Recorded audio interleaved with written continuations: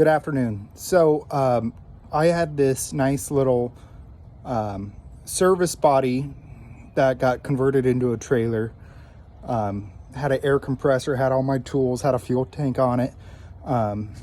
And that thing got stolen a couple months ago. So there went my impact, all my tire irons, my bead seater, my Ingersoll Rand air compressor, air hoses, everything got stolen.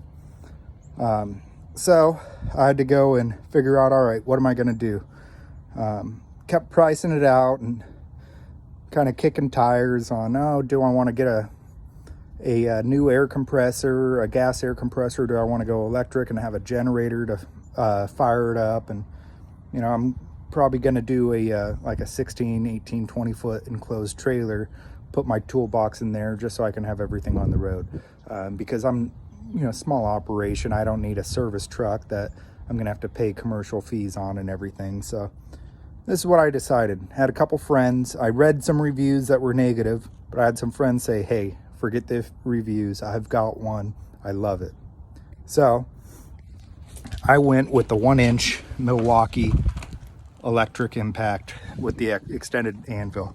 It's my first Milwaukee, so I didn't have the charger, anything. Now these are the M18 red lithium high output HD 12.0 batteries. So these aren't just the regular batteries that you have in your drill or your impact. These are 12s. Those are 2s, 4s, 5s, something like that. So they say 120 lug nuts. So I'm using this for the first time. Got to go and replace a couple tires, and just I kind of was like, oh, I kind of want to get this on video the first time I use it, but I was just too excited. And hooked it up, and it doesn't free spin nearly as quick as the old impact gun, but I mean, it just busted it off, no problem. I don't have to have an air compressor out here. I can essentially hook a air up to the truck and run everything that way, but it just busted 2 off like it was nothing. And I'll show you.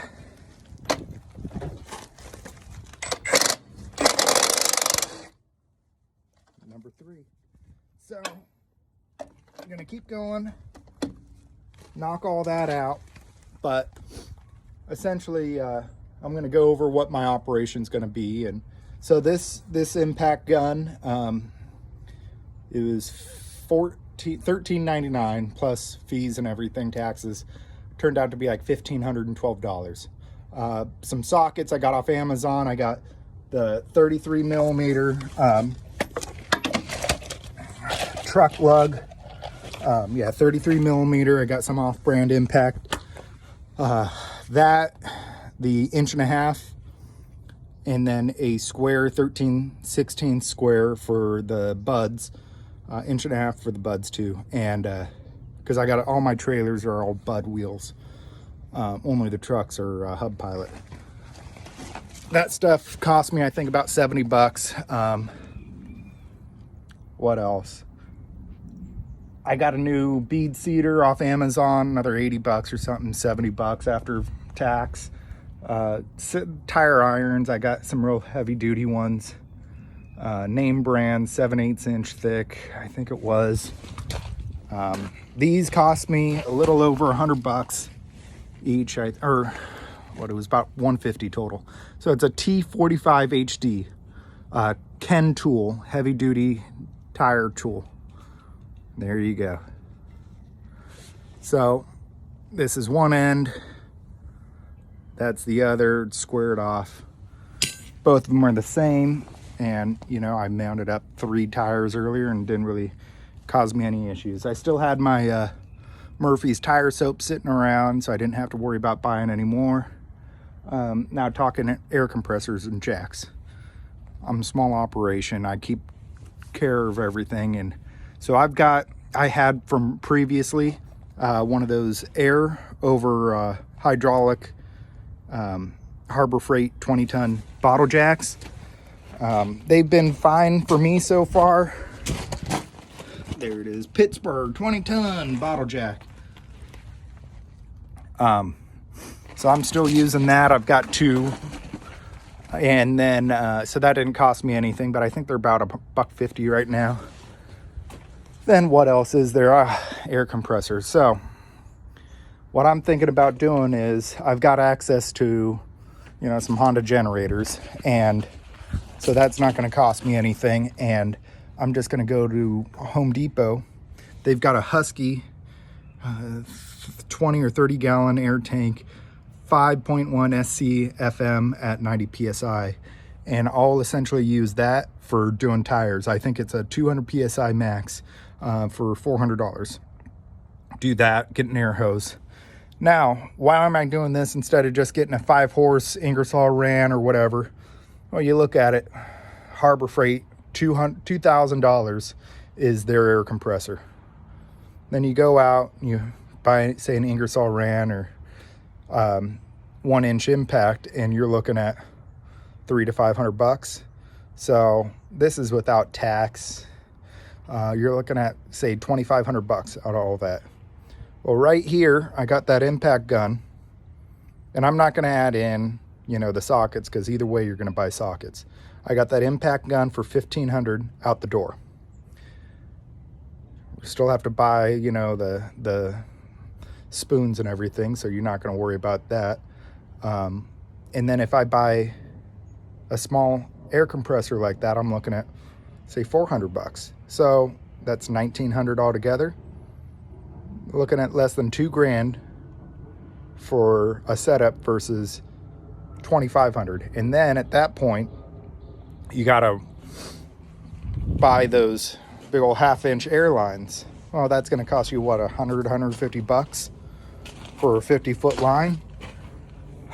I mean, once you start adding things up and you think about it like that, if you're not gonna be needing that big air compressor for any reason, might as well do something like this.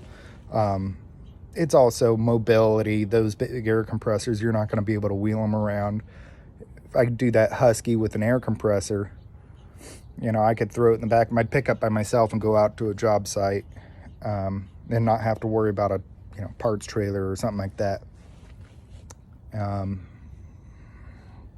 It's all kind of going to be up to you.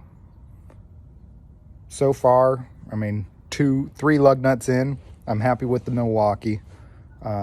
It came with 2 batteries, so that should be more than good for what I'm going to be doing.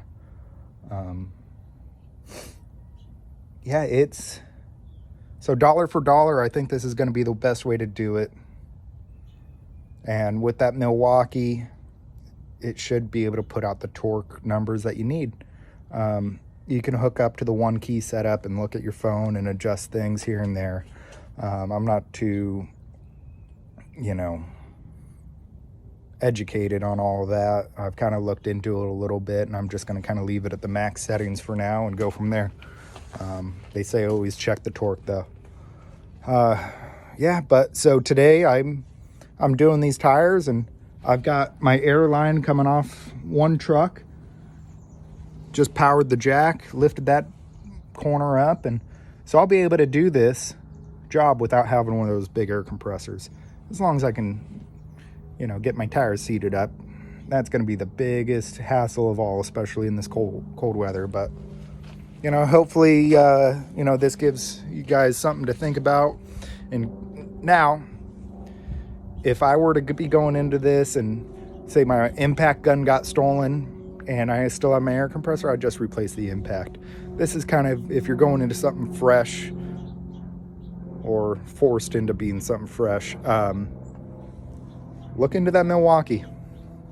I think it's going to be kind of the hot ticket item going into the future. And you're not going to have to worry about, all you're going to have to worry about is making sure your batteries are charged, which it seems like most pickups today, they all have an inverter built in. You can hook it up to your 120 outlet in case you're on the road. So hopefully everybody has a good day. And I think in one of these future videos, I'm going to be talking about California smog, looking into all that stuff and what it takes. So that'll be interesting for what we have to do. So that kind of dates us at this video, early 2024. If you like this video, like, subscribe. I don't get paid for doing any of this stuff until, like, seriously, I looked into it. For YouTube, you have to have 1,000 subscribers, and I think I have like 12. So I just hope this helps somebody, and you don't have to go and sit there on your phone as long as I did, you know, searching out people with used Ingersoll Rand air compressors, going, oh, should I do this or should I wait for a sale for Harbor Freight? And hopefully that Harbor Freight one won't crap out within, you know, 6 months on me. So have a good day.